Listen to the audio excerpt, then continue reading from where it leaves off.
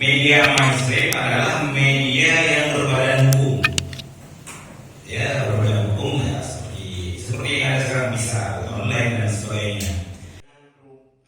Syederalun, beberapa saat lalu media sosial dan jagat dunia maya dihebohkan dengan kematian seekor anjing bernama Kenan yang berlokasi di Pulau Banyak, Aceh Singkil. Kematian anjing tersebut mendapat berbagai respon dari pengguna media sosial. Tidak sedikit pula framing negatif terhadap Aceh tercipta setelah kejadian tersebut.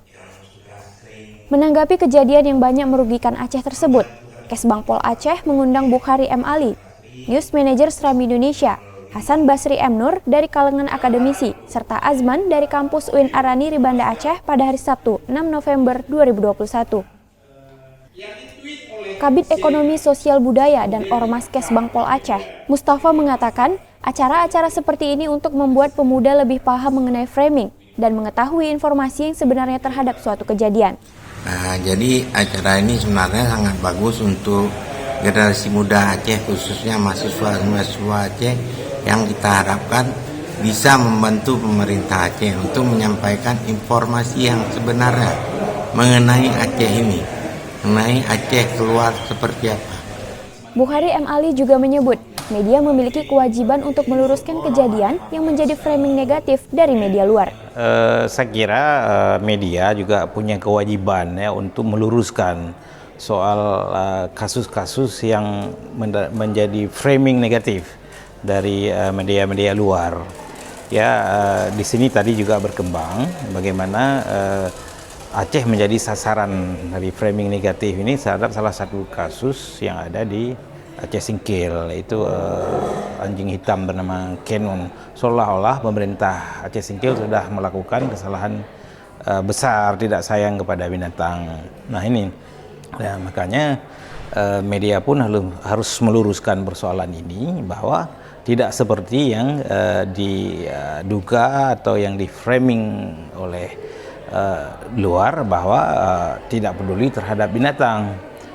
Tapi memang bagaimana binatang itu, anjing itu sendiri sebetulnya kalau kita lihat juga sudah mengganggu kehidupan masyarakat di sana, sehingga mau dipindahkan.